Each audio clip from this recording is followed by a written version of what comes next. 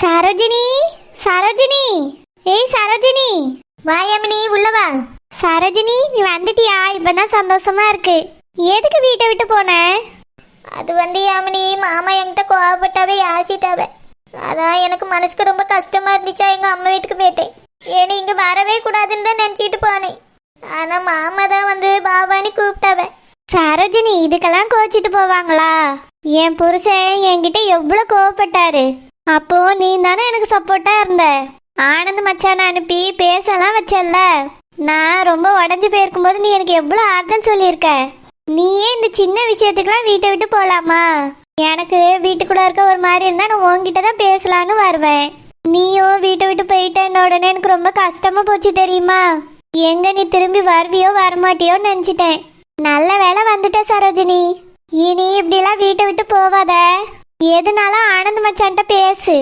மச்சான் ரொம்ப நல்லவங்க. ஆமா யாமினி, மாமா நல்லவர் தான். ஆனா நான் தான் அவருக்கு தொல்லை. என்னைய மாமாவுக்கு பிடிக்கவே இல்லை. அப்படிலாம் இல்லை சரோஜினி. மச்சான் உன்னைய கல்யாணம் பண்ணியிருக்காங்க. அது எப்படி உன்னைய அவருக்கு பிடிக்காம இருக்கும்? உன்னைய பிடிக்கும் சரோஜினி. இல்லை யாமினி, அவருக்கு என்ன பிடிக்கல. அவரே சொன்னாரு கல்யாணம் முடிக்கும் போது கல்யாணத்துல இஷ்டமே இல்லையா. எல்லாரும் வீட்டுல பேசி முடிவு பண்ணிட்டாவிலேன்னு தாலி கட்டியிருக்காரு. இப்பயோ மனசே இல்லாம தான் இனி கூட்டிட்டு வந்திருக்காரு. அவருக்கு என் கூட சேர்ந்து வாழ்றதுக்கு விருப்பம்லாம் இல்லை. நீ அப்படியெல்லாம் நினைக்காத சரோஜினி. மச்சானுக்கு உன்னை பிடிக்கும். எனக்கே உன்னை பிடிச்சிருக்கு. போக போக மச்சானுக்கு உன்னை பிடிக்க ஆரம்பிச்சிரும். ஒரு விஷயம் சொல்லட்டுமா? என் புருஷன் அந்த துர்காவை தான் லவ் பண்ணாரு. எனக்கும் அவருக்கும் எதிர்பாராத விதமாக தான் கல்யாணம் நடந்துச்சு. ஃபர்ஸ்ட் அவருக்கு என்னை பிடிக்கவே இல்லை. ஏன் எனக்கும் கூட இந்த கல்யாணத்துல இஷ்டம் இல்லை. அப்படிதான் 2 பேரும் கல்யாணம் பண்ணிக்கிட்டோம். அவர் என்னை எவ்வளோ ஏசியிருக்காரு. என்னைய ஒரு மனுஷியா கூட நினைக்காம அப்படிலாம் பேசியிருக்காரு. அப்புறம் ரூம்குள்ள கூட வரக்கூடாதுன்னு சொல்லியிருக்காரு. எல்லாத்தையும் தாண்டி இப்போ பாரு அவருக்கு என்னைய பிடிச்சி போச்சு. அப்படி இருக்கும்போது ஆனந்த் மச்சானுக்கும் உன்னைய பிடிக்கும். பிடிக்காமலேயே அவ்வளோ தூரம் வந்து உன்னைய கூட்டிட்டு வந்திருக்காரு. நீ எதுவும் நினைக்காத சரோஜினி. பழசெல்லாம் தூக்கி போடு. புதுசா லைஃபை ஸ்டார்ட் பண்ணுங்க. எல்லாம் சரியாயிரும். மச்சானுக்கு பிடிச்ச மாதிரி நடந்துக்கோ. எப்படி சொல்றா? அவருக்கு பிடிச்சதெல்லாம் சமைச்சு கொடு. நல்லா பேசு. அவருக்கு என்ன பிடிக்கும் பிடிக்காதுன்னு தெரிஞ்சுக்க. அவர் எப்போ சந்தோஷப்படுற மாதிரி ஜாலியா சிரிச்சு பேசு. அவருக்கு உடனே பிடிக்கும். நானும் சூர்யா மச்சான்ட்ட அப்படிதான் நடந்துக்கிட்டேன். அவரு என் மேல கோவப்பட்டு எரிஞ்சு விழுந்தாலும் நான் அவர் மேல அன்பாவே இருந்தேனா, அதனாலதான் அவருக்கு என்னை பிடிக்கவே ஆரம்பிச்சது. அதே மாதிரி நீ மச்சான் மேல அன்பா இரு சரோஜினி. மச்சானும் ரொம்ப நல்லவங்க தான். நீ ஏத்துக்க ஆரம்பிச்சிருவாங்க. இனி இப்படிலாம் வீட்டை விட்டு வெளியே போகாத. இங்கே இரு சரோஜினி. சரி யாமினி. நான் அடிக்கடி வாங்கிட்ட தானே வந்து பேசுறேன். நீ எதுக்காக கவலைப்படுறா? எதுவா இருந்தாலும் என்கிட்ட சொல்லு சரோஜினி. நம்ம 2 பேரும் இந்த வீட்டுல ஜாலியா இருப்போம்னு. சரி யாமினி. சரோஜினி, சரோஜினி. சரோஜினி அக்கா வராங்க. நான் பிறவு வந்து வாங்கிட்ட பேசியே. நீங்க பேசுங்க சரியா? சரி யாமினி.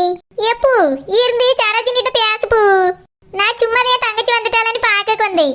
பரவாயில்லக்கா, நீங்க பேசுங்க. நான் பிறவு பேசியே. சரி பூ போ. ஆமா, எதுக்கு இங்க இருந்தாங்க வரனா? எக்கா அது வந்து எதுக்கு போனே? மாமா யாசிட்டாவுக்கா.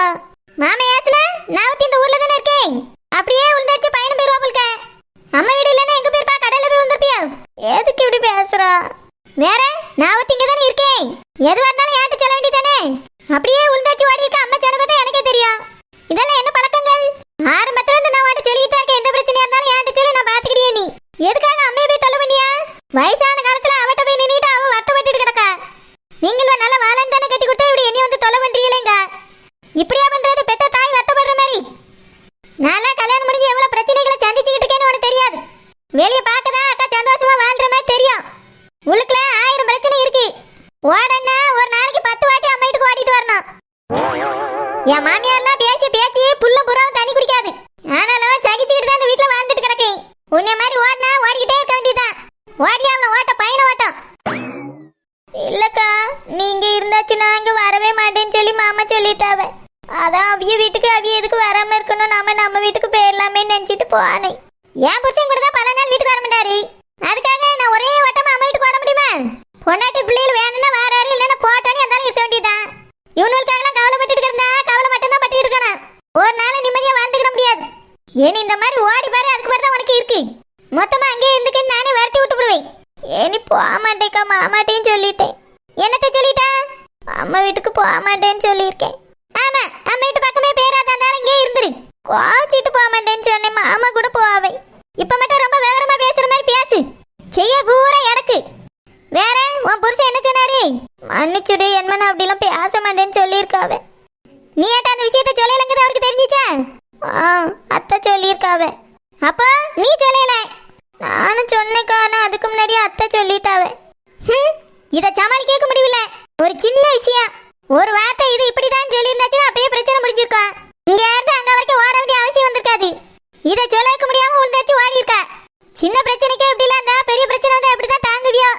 ஏன்னு எந்த பிரச்சனையும் எங்களுக்குள்ள வராதுக்கா. வர வந்தா சரி. அம்மா வந்து சாப்பிட்டியா? நானும் மாமாவும் சாப்பிட்டோம். அம்மா அவர் எங்கேயா காணோம்? அம்மா தோட்டத்துக்கு போயிருக்காவ. அங்கேயே போய் விழுந்துட சொல்லுவாயாம. நீ இங்கேயே விழுந்து கடை. எதுக்கு அப்படி பேசியா? அத்தனை வேலைக்கு தானே போறவ. நான் நீ ஒண்ணு, நான் ஒரு பிள்ளை பத்தி 10-13 வயசுக்கு வளர்த்து விட்டுருக்கேன். நீ அப்படியா? என்ன ஒத்த பிள்ளை வைக்கல, அதுக்குள்ள சண்டை போட்டுட்டு நீ ஒரு பக்கம் ஓட ஒரு பக்கம் ஓடட்டும். அன்பா 4 வார்த்தை நேரம் பேசுன மாதிரி கூட தெரியல. ஏன்னு பேசுவேன். அப்போ இது வரைக்கும் பேசுனது இல்ல பேசுவோம். என்னத்த பேசி தொலைஞ்சியோ? இங்க பார் சரோஜினி, என்ன எந்த பிரச்சனை இருந்தாலும் அக்காட்ட வந்து சொல்லணும். நீயா மனசுக்குள்ள வச்சுட்டு எதாலும் விழுந்து வச்சு ஓடக்கூடாது. அது ஒழுங்கா இருக்கக்கு பாரு. சரிக்கா. வாத்தலத்துக்கு 2 பக்கம் இடிங்கற மாதிரி அங்க போனாலும் எனக்கு இடிதான் விழுது, இங்க வந்தாலும் இடிதான் விழுது. என்ன நேரத்துல இவருக்கு கல்யாணம் பேச்சு எடுத்தேன்னு தெரியல. சோதனைக்கு மேல சோதனை. அங்க என்னடான்னா அந்த அம்மா இவன் வந்த கல்யாணமே நடக்காதுன்னு சொல்லுது. இவ என்னடான்னா அவன் வந்தாதான் கல்யாணம் நடக்கும்னு சொல்லியாவே. அவன் வரலனா அந்த குடும்பம் வராதான். அந்த குடும்பம் வரலனா என் புருஷன் வர மாட்டாரா, கல்யாணத்தை நிறுத்தி விடுவாராம். என்னதான் செய்யன்னு எனக்கும் தெரியல. நிச்சயம் பண்ண கல்யாணத்தை நடத்தி வைக்கணும்னு ஒருத்தருக்கான அக்கறை இருக்கா?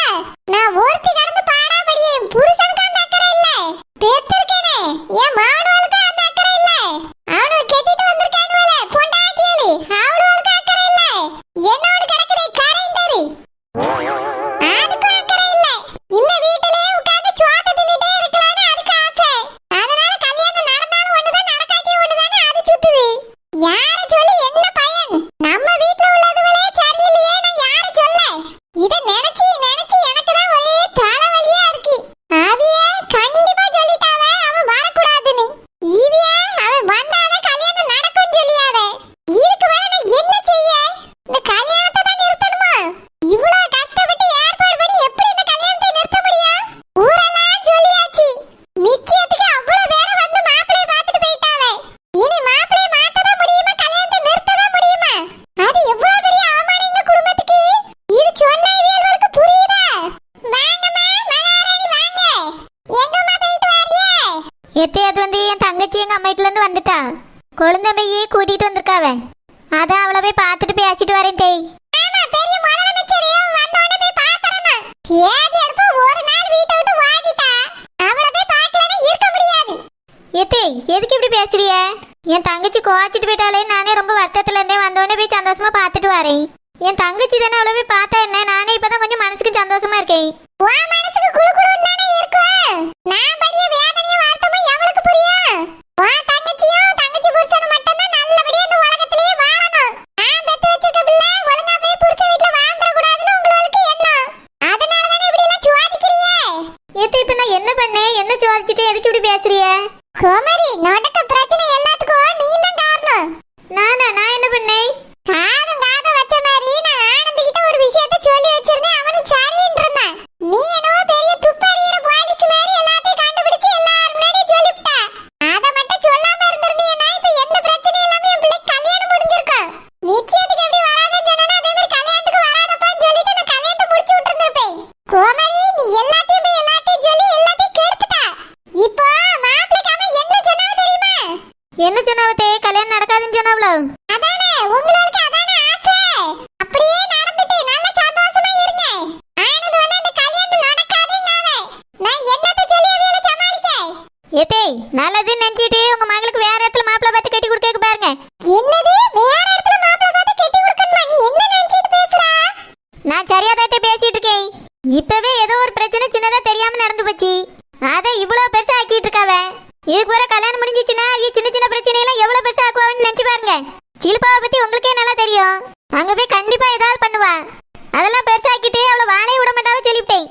ஏன்னா தெரியாம செஞ்ச ஒரு தப்புக்கு இந்த குடும்பத்துல இருந்து ஒருத்தர் வரவே கூடாதுன்னு சொல்லியாவண்ணா. நாளைக்கு என்னென்னலாம் சொல்லுவாங்களோ.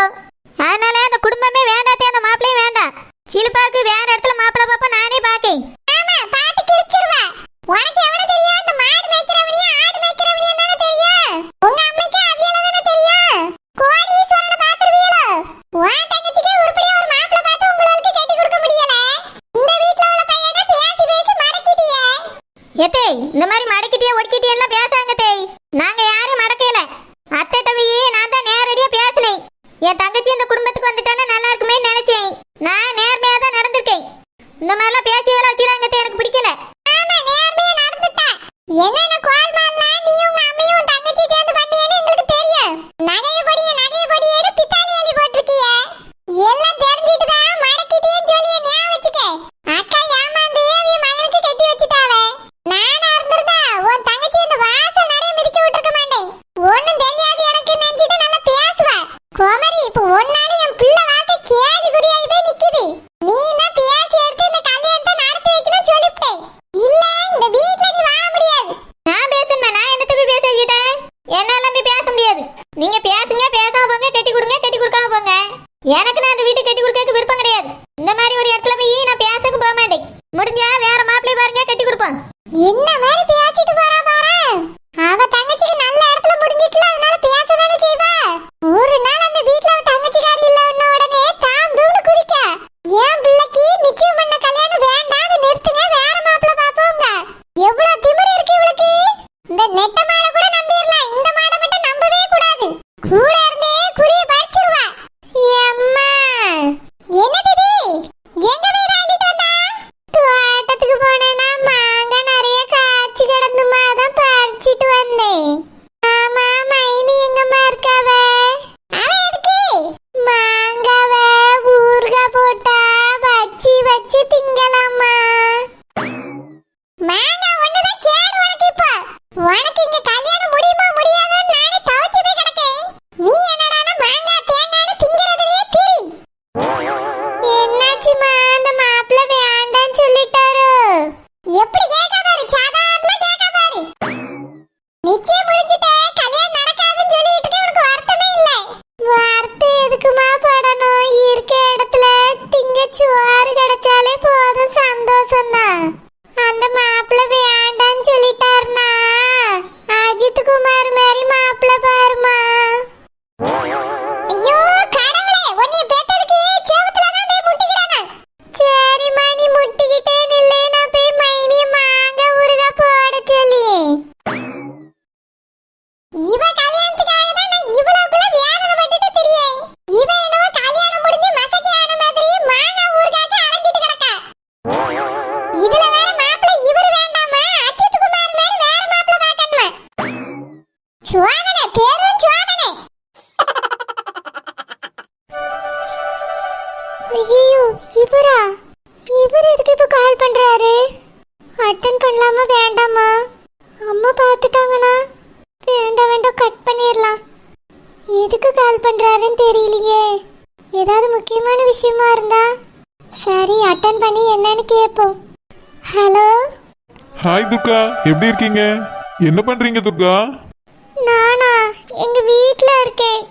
போனை வச்சிரட்டுமா? ஏங்க துர்கா, நான் இப்பதானங்க கால் பண்ணேன், அதுக்குள்ள வச்சிட்டுமான்னு கேக்குறீங்க? பேசுங்க துர்கா. இல்ல அம்மா வந்துட்டாங்கன்னா அவ்வளவுதான், ப்ராப்ளம் ஆயிரும், அதனால தான் சொல்றேன். ஏங்க எப்பவுமே இப்படி சொன்னா என்னங்க அர்த்தம்? எப்போதாங்க நம்ம நல்லா பேசுறது? இத்தனை நாளா தான் எக்ஸாம்னு சொல்லிட்டு இருந்தீங்க, அதனால நான் கால் கூட பண்ணவே இல்லை. எனக்கும் இப்பதான் டைம் கிடைச்சது, இப்பதான் கால் பண்ணேன். உடனே நீங்க போனை வச்சிட்டுமான்னு சொல்றீங்க. கொஞ்ச நேரம் பேசுங்க துர்கா. இல்ல வீட்ல இருந்து பேச பயமா இருக்கு, யாராவது பார்த்துட்டாங்கன்னா. ஃப்ரெண்டு கூட பேசுறேன்னு சொல்லுங்க துர்கா. ஃப்ரெண்டா? ஃப்ரெண்டுன்னு சொன்னா யாரு என்ன ஏதுன்னுலாம் கேட்பாங்க.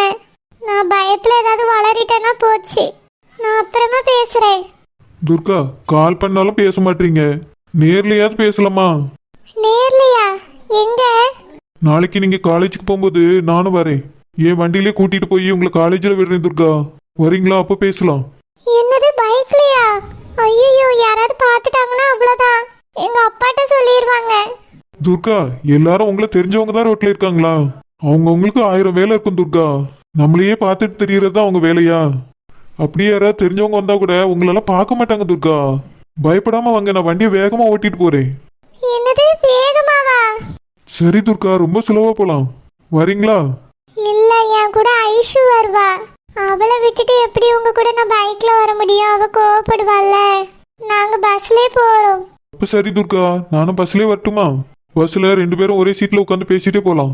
இல்ல இல்ல, பஸ்ல ஊர்க்காரங்க எல்லாம் வருவாங்க. யாராவது பார்த்துட்டாங்கன்னா அவ்வளவுதான். அம்மாட்ட வந்து சொல்லிடுவாங்க. நீங்க பஸ்ல எல்லாம் வர வேண்டாம். துர்கா, வண்டிலையும் வர மாட்டீங்க, பஸ்ல நான் உங்க கூட வரேன்னு சொன்னாலும் பயப்படுறீங்க. நாம அப்படின்னா எப்பதான் பேசி பழகுறது துர்கா? ஏன் இப்படி பயப்படுறீங்க? உங்க மனசுல நான் தான் இருக்கேன், என் மனசுல நீங்க தான் இருக்கீங்க. ஒருத்தரை பத்தி ஒருத்தர் நல்லாவே புரிஞ்சு வச்சிட்டு இருக்கோம். ஆனாலும் பேசுறதுக்கு பயந்தா என்ன அர்த்தம் துர்கா? இங்க பாருங்க துர்கா, நாளைக்கு காலேஜ் முடிஞ்சதும் பார்க்குக்கு வாங்க. நம்ம வழக்கமா மீட் பண்ணுவோம்ல, அந்த இடத்துல. இல்ல இல்ல, வேண்டாம். அதெல்லாம் முடியாது துர்கா, நான் உங்ககிட்ட பேசியே ஆகணும், நீங்க வந்தே ஆகணும். நான் போன வைக்கிறேன்.